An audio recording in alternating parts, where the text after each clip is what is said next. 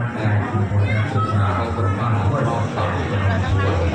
จนโดยการรับเป็นเจ้าภาพในการนี้ก็จึงขอให้ชนะ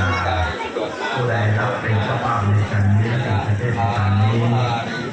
อันนี้คุณว่าจะไม่มีความสุขไม่ร้อนทุกข์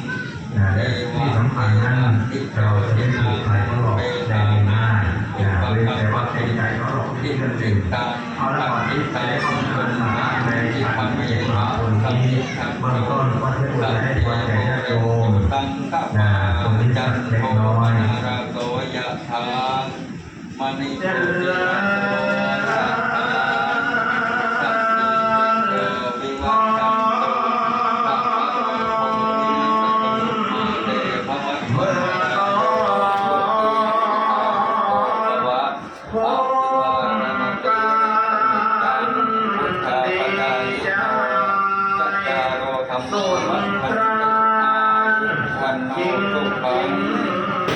ญ